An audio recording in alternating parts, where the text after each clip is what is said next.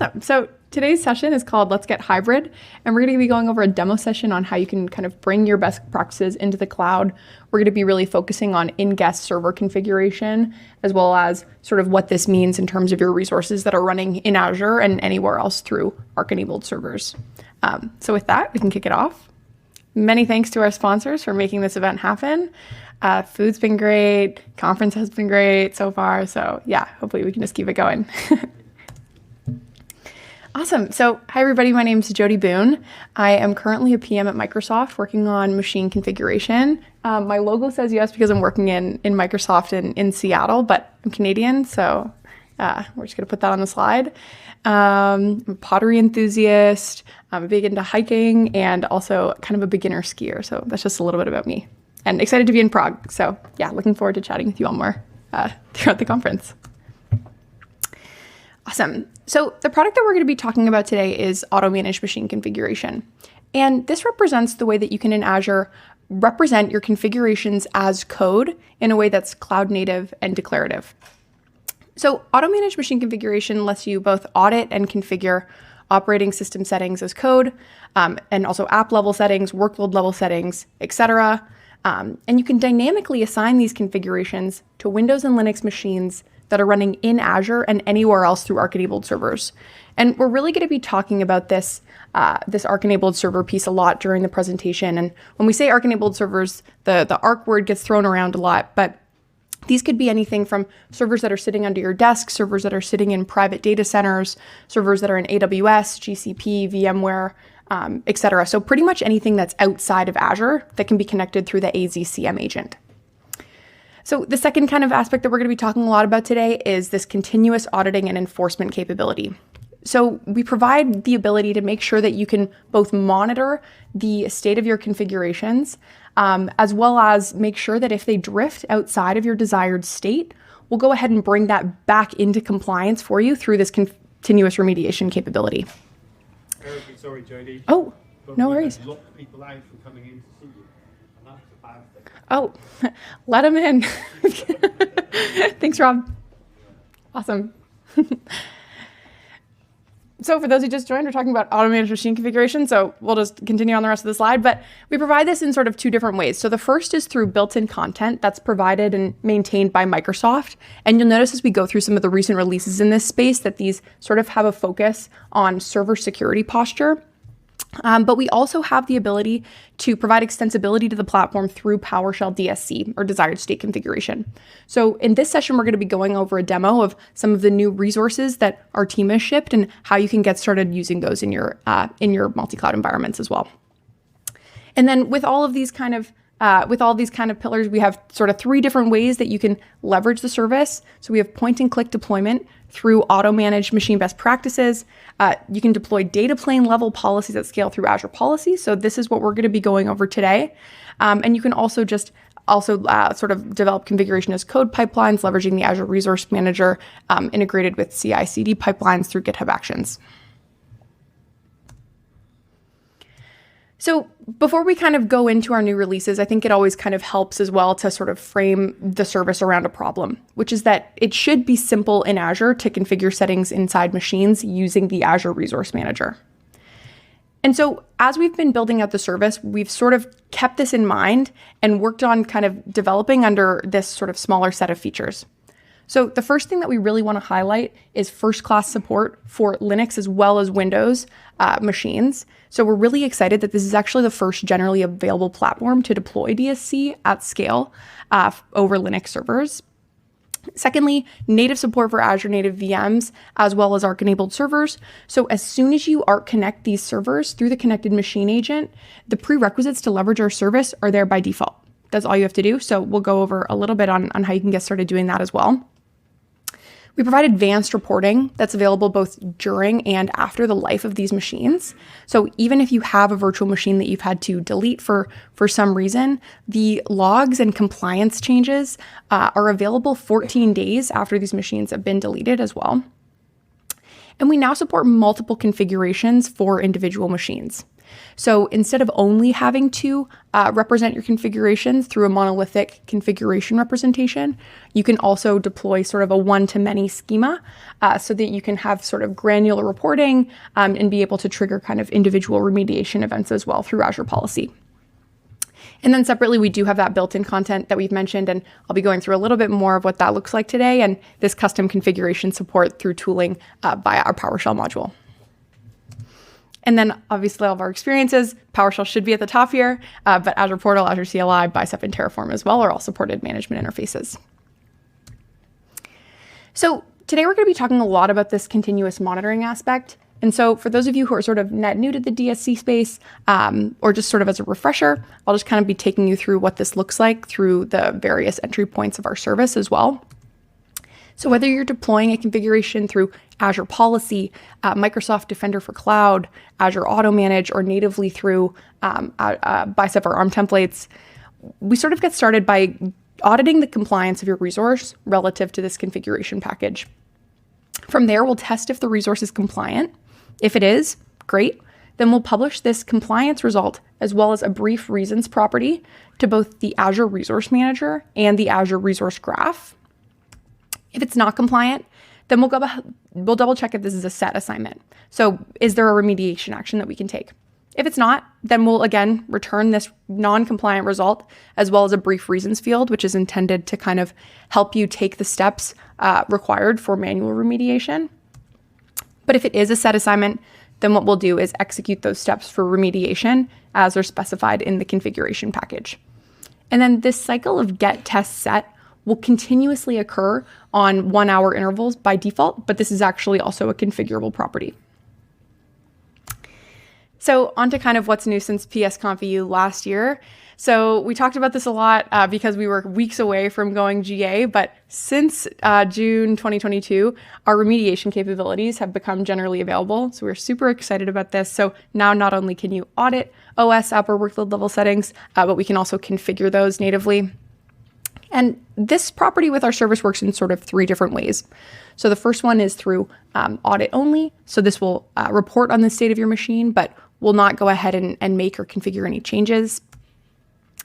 The second one is called apply and monitor. So we'll apply these settings to your machine and monitor if there are any changes, but in the event of any configuration drift, we won't go ahead and take any manual remediation steps. And then the third one is apply and autocorrect. So we'll apply these settings to your machine at the time that the configuration's provisioned, and then we will also bring those back into conformance in the event of any configuration drift at that configurable interval. Awesome. So more new releases. So you'll see that, again, kind of a focus on server security posture, expanded distro support, and enriched PowerShell integration. And we also have some really excited new releases on the Linux side, which is why I wore the Linux Heart PowerShell shirt. Awesome. But so focusing in on built-in content, we are constantly looking for ways to kind of better empower you to just start using the services as fast as possible. And one of the ways that we do this is not only through shipping built-in DSC resources, but also through built-in Azure policy definitions. And so a few that we've released over the last couple months include being able to disable local user authentication. So this basically just ensures that your servers are only accessible through Azure Active Directory.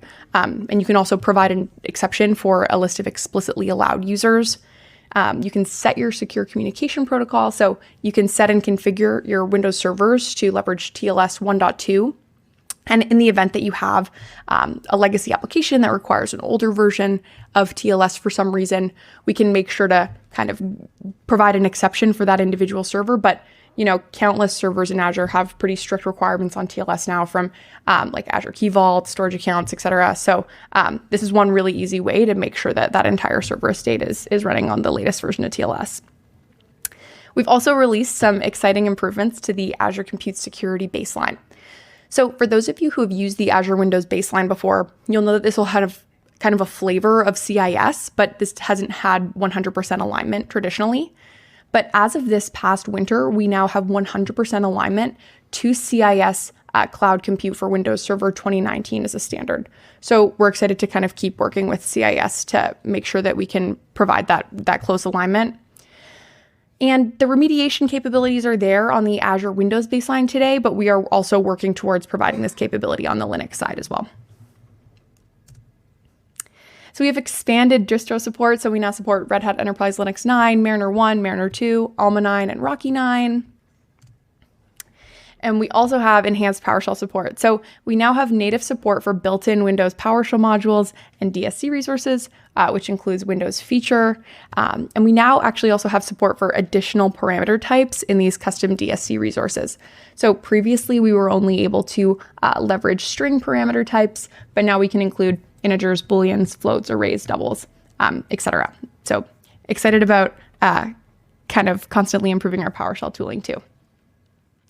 So now just moving back to kind of the Linux area, we have one exciting release that we'll be going through in our demo today, but we now have a new module called NX Tools, which has a collection of DSC resources as well as built-in configurations for Linux. And our goal here really is to give the DSC community the resources to develop on Linux more easily. So we have built-in resources around user and group management, file system operations, package management, service management, and even archive operations. And this is supported across our full distro support that's listed here as well. And this module is really intended to provide kind of guidelines and samples as to how you can get started using machine config over Linux a little bit more easily. So in addition to all of these modules, we also have built-in configuration packages that you can deploy pretty easily through custom Azure policies as well. So this is actually our first open source module as well. So really encourage you to interact and open issues. And we're really hoping that we can kind of continue to collaborate with the community to build out this module even more for Linux. And to anybody who's downloaded it in the last few months, we released a new version last week. So it's our first major version release. So 1.0.0, and we're really excited about it. So make sure to give it a try. Cool. Oh, thanks. Awesome. So we have these built-in DSC resources. We have custom DSC resources. How do we sort of get started using that with machine configuration? So we have tooling for you to get started using this, leveraging our PowerShell module. And we'll be going over this all kind of in VS Code, but here's just a brief overview of what this workflow looks like, leveraging our PowerShell module. So through the new guest configuration package commandlet, you can wrap your configuration document as well as the required DSC resources into a package that's consumable to our agent. From there, what you have to do is upload this to storage that's publicly accessible via HTTPS. This can be an Azure storage account, for example, Azure Blob Storage.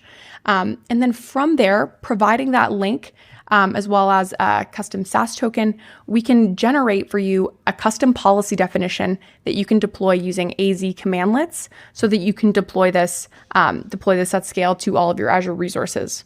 And through this policy, you can apply this to Azure VMs or Arc-enabled servers, even using the same policy. So it gives you a really easy way to consistently manage the state of a really diverse environment with a bunch of different resources.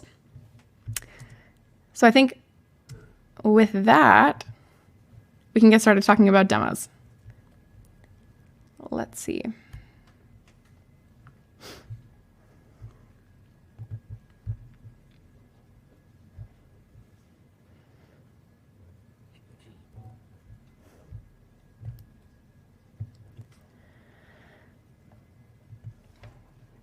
Is this okay for everybody on both sides in terms of the Zoom? Awesome. Okay, let me know if not. Great. So also just one quick shout out. So we're going to be using the configuration that Yanni Elring put together for our new Azure Arc Jumpstart module. So thanks, Jan. Awesome. And so the best part about that is that you can go ahead and try all of this out through the Azure Arc Jumpstart, which we'll have linked at the end as well. Awesome. So let's just go ahead and check out what's going on with the guest configuration module. So here we have a bunch of different commandlets for you to be able to interact with the service. So the first one here is, we'll just go through sort of in logical order. So the first one here is new guest configuration package. So that's the command that lets you group that configuration document and the required DSC resources into your package that you'll use to kind of deploy the configuration. You're able to protect these packages so you can sign them. And then we provide 2 commandlets that you can use for sort of local testing. So the get guest configuration package compliance status lets you run the package locally just for that kind of get or audit capability so that you can see what the compliance status on that individual server is. And then the start guest configuration package remediation commandlet lets you execute that kind of set or remediation capability once locally, and then also provides the compliance result after the operation's been taken. Again, so you just have a little bit more confidence before deploying it at scale. Awesome. And then I'll just briefly show you again some of those resources in NX Tools. So you'll notice that these are all class-based DSC resources. So to use DSC resources on Linux, they do need to be class-based as well, but you can see that there's like a huge variety here. So would really encourage you again to try it out, and please let us know if it works for you, if it doesn't, through GitHub issues as well.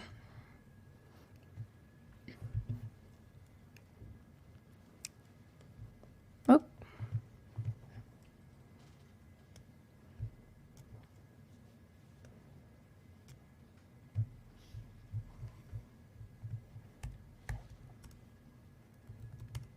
Awesome. So we're going to be looking at putting together a configuration today, leveraging resources from NX Tools. And so we're going to be creating a group called PSConfEU, and we're going to be ensuring that this is present across a set of servers that includes both Azure VMs as well as Arc-enabled servers. But you can see as well that we have other resources called NX Package, NX File, and we have NX File Line as well, so that you can actually, create a file, modify contents of a file, and also kind of, again, install or remove packages as necessary. But the one that we're going to be using today is we're going to create a local group called PSConfEU. So what we're going to do is run this entire config block, and then we'll see that it will have a localhost.mof outputted within the directory that we're working in. Awesome. So that's the configuration file, or the mof file. And then we're going to go ahead and run the new guest configuration package commandlet, which again has the name of the configuration that we want to run, which, just want to call out, that name has to also equal the name on the configuration block too. And from there, we're linking to that localhost.mof file. And then we're going to use the remediation capabilities here. So that type, we're putting it as audit and set.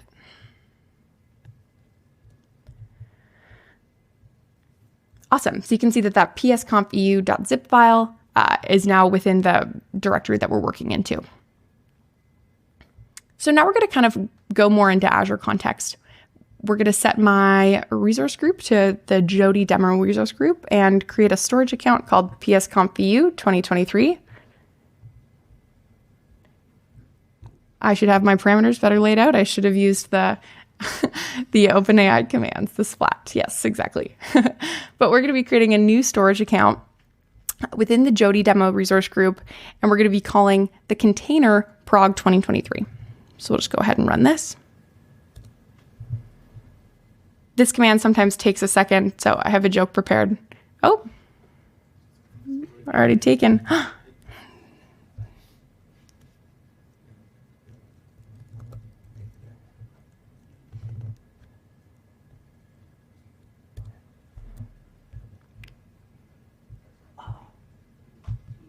Oh, run it again. Thanks, folks. Awesome.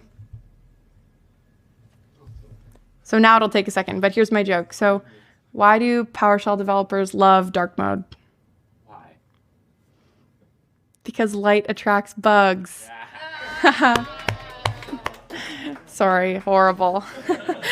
And it's still running. Awesome. But the next couple of commands that we're going to run are to get the storage key as well as the context for the storage account that we're working with. And then what we're going to do is upload that zip file, the psconfeu.zip, to the account that we've just created.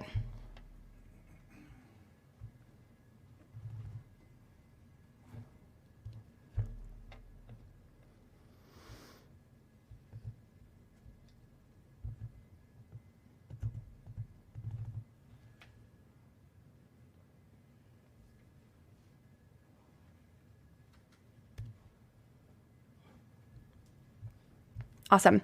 And so now what we're going to do is create the policy artifacts that we need to get started. So what we need to do is just generate a GUID that will represent the unique identifier for this Azure policy.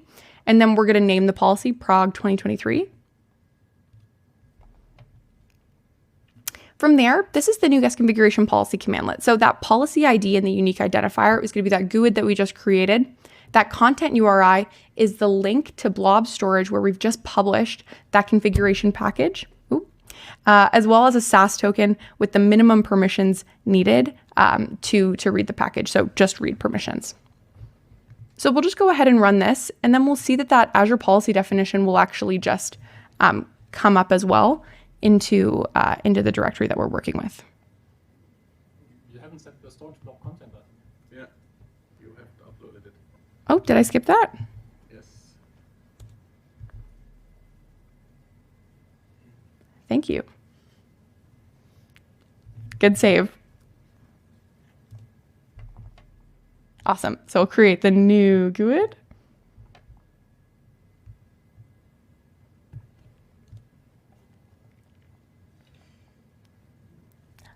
Awesome.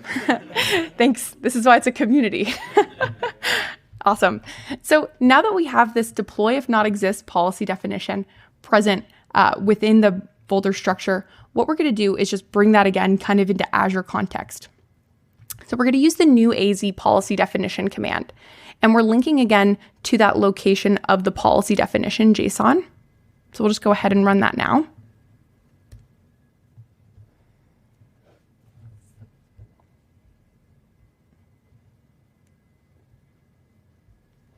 Awesome. And we can see that the policy named Prague 2023 within my demo resource group has now been successfully created. So we'll head over into the portal and just take a look at kind of what that looks like now to apply it to kind of any scope that you're using to govern your resources with.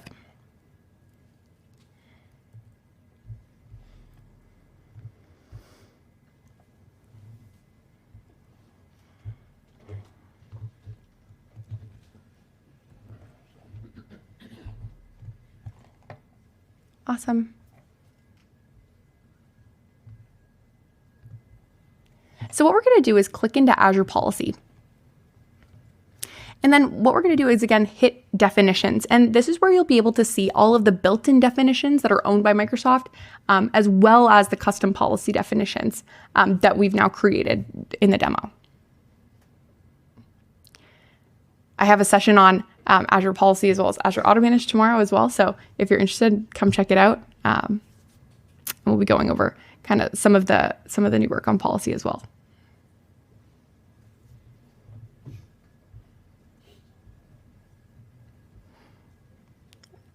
One of the items on the policy roadmap is UX performance. I'm not joking. It's already on the slide. So. So we'll just give it a minute. I think that this is a good point, probably also to just quickly go over a quick plug to the Azure Arc Jumpstart too.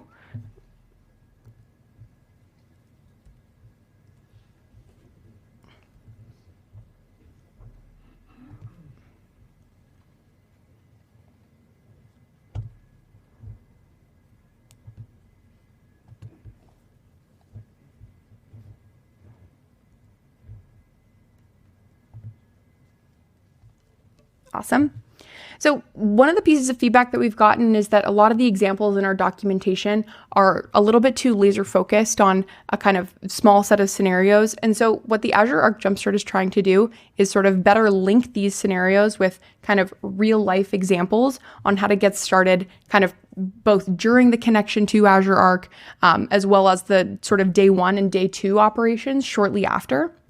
So we have a lot of really great newly released modules around creating custom configurations for Windows, Linux, and leveraging Automanage machine best practices using custom config profiles and built-in profiles, which we'll talk about again tomorrow during our session. And these include examples around automation, kind of with code samples, screenshots, as well as a sandbox environment for you to actually kind of get started and seeing what this looks like in your environment too. So definitely go ahead and check it out.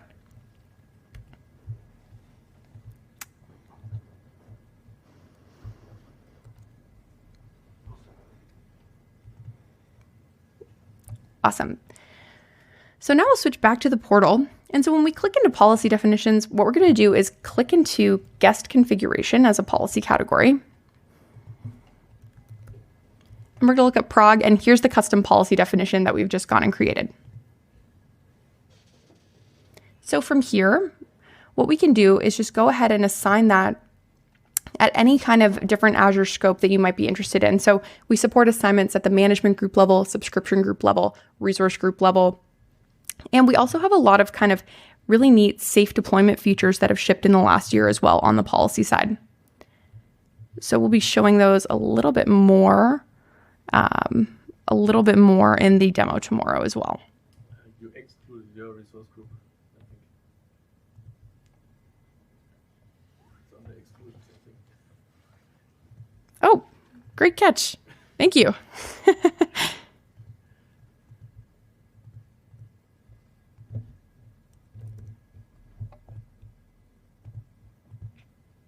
Awesome. So then we can go through the policy process, and we want to make sure that we include our connected machines, and then we can go through and review and create this policy.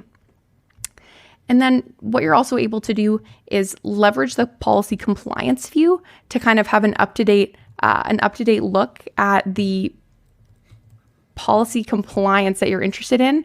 I did put one together of this yesterday as well, because the policy compliance can take kind of up to 24 hours to become visible in the portal. But what you can do is kind of see the different resources that you currently have, like within the scope that you've applied the policy. And then through the compliance details, you can also have kind of a brief description of the individual rule that's coming back as compliant or non-compliant. And this property will be updated in 1 hour intervals as well.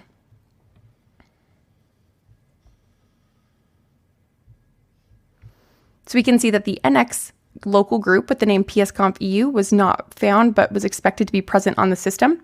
So if this is the case, what you can then go ahead and do is within the policy portal, we can click into assignments and click PSConfEU 2023.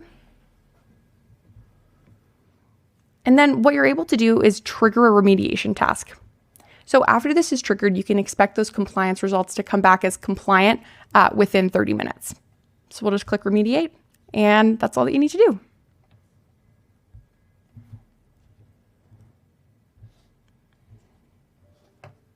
Awesome.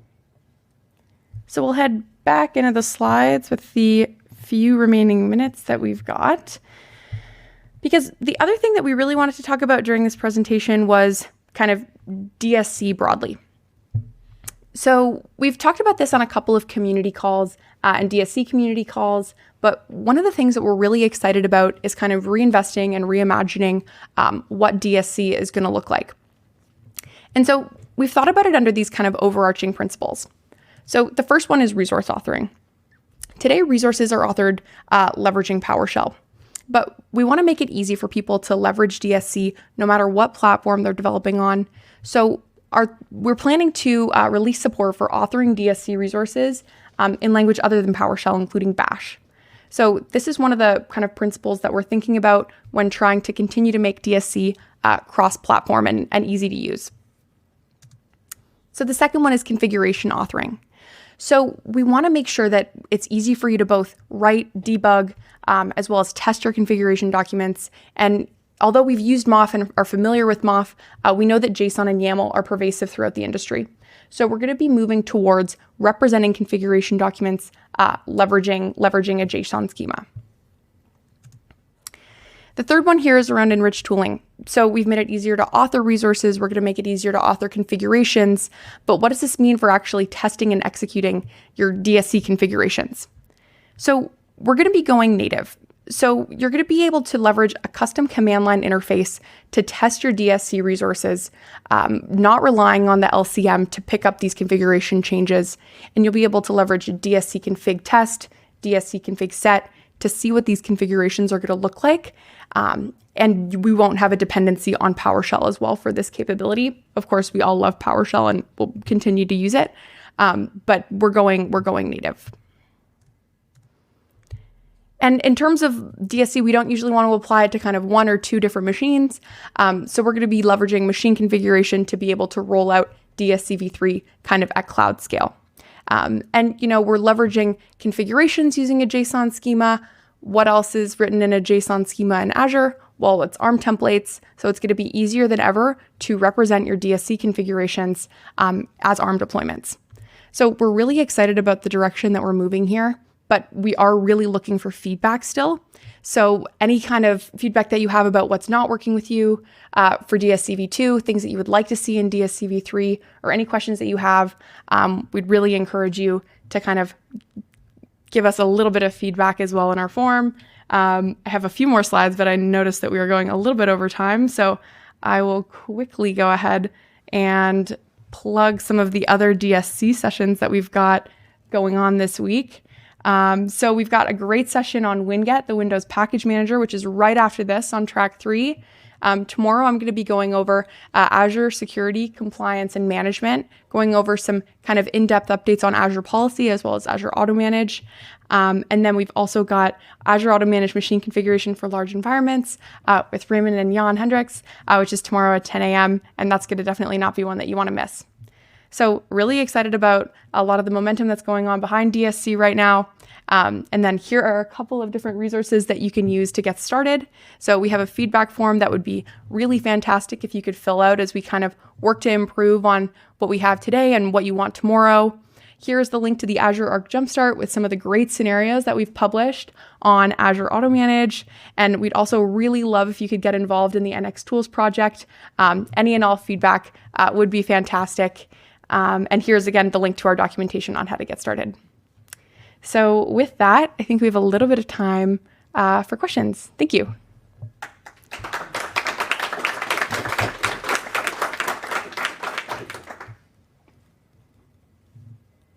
Jodi, you Yes. have 15 minutes, and if you have some additional content, you can still do it.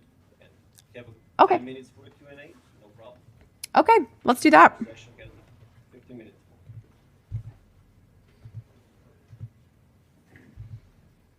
Okay, let's talk about kind of what's coming down the pipeline. So on our roadmap, we have a couple of items that we're excited about. The first one here is support for virtual machine scale sets. So this is currently in private preview. And if anybody is interested in giving it a try or getting early access here, please feel free to just email me, Jodi Boone at Microsoft.com. This one I was really hoping we'd have nailed for this conference, but we will be open sourcing the guest configuration PowerShell module, so stay tuned. I love it. So again, as we mentioned, that's support for remediation over the Linux server security baseline, support for managing credentials. So excited to be able to kind of leverage some of the scenarios on the DSC extension as well. Expanded distro support. So this is kind of something that we're constantly working towards. So if there was anything on our overall support list that you're currently using that you don't see, please just let me know. This is something that we're always working to kind of keep up to date. And we will be looking at a more kind of first-class experience for baseline customization in both auditing as well as remediation scenarios. If you're interested in, again, kind of getting early access to this, please feel free to reach out. And then the last item here is integration with DSCV3. So like we mentioned on the last slide, to be able to deploy DSC at scale, kind of across your Azure environments, you'll be able to deploy using machine configuration as well. So these are a couple of things that are coming down the pipe for us over the next few months. But integration Yes. with DSC3 does not mean that we are skipping DSC version 2 support, right? Definitely not. No, we will continue to support script-based resources, class-based resources. We're just working to add to the total set of scenarios that people can leverage using DSC. So yeah, great call out. And support for managing credentials means the credentials on the server itself, or do we talk about the credential against the storage account as managed identity? Yeah, so Repeat the question. okay, yeah. Great point. So when we talk about managing, when we manage credentials, not just credentials that are on the server or on the storage account, but actually being able to kind of manage secrets as a platform. So today, if you leverage like secrets through the secret management module, when you compile your localhost.mof file, these will be stored as plain text. So that's definitely not the kind of approach that we want to suggest. So kind of providing a better pattern or resource to be able to manage those secrets and credentials at the platform level is what that one means. But yeah, great question. Question? Yes. If you manage a couple of thousand of machines with this and using the security baseline feature, how would exceptions for a handful of machines look like? Yeah, so what you can do is apply exceptions. So his question was, if you're deploying the server security baselines kind of across thousands of servers, how do you manage exceptions for a few different machines? So today you have the option to explicitly include exceptions in the Azure policy definition. So when you apply that policy to a resource group, a management group, etc., you can create exclusions, which will mean that those resources will not be considered within that policy if condition. So you can exclude them altogether as a part of the policy definition.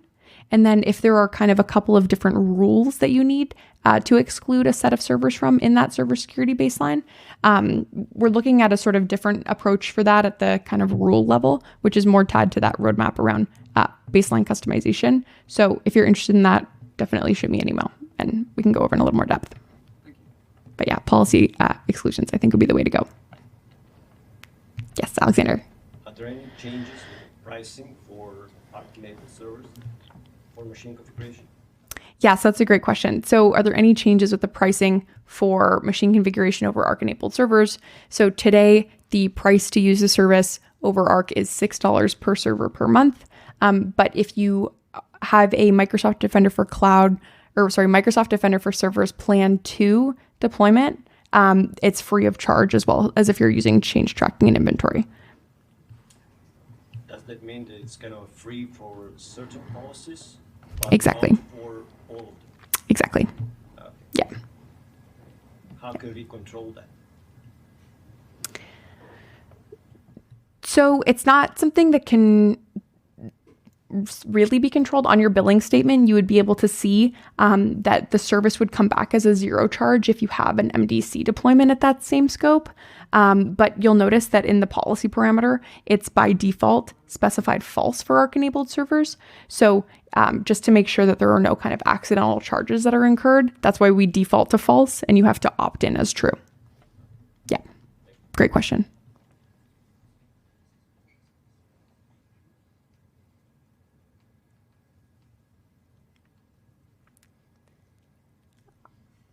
Awesome. So all of the code that we used in the sample today are available in the Azure Arc Jumpstart, and we'll also be posting it to the PSConf GitHub as well, I think, as well as the slides. And if there were any other questions, feel free to shoot me an email, or I'll go ahead and post the QR codes again, because we'd love to stay in touch. So thanks, everybody. Awesome.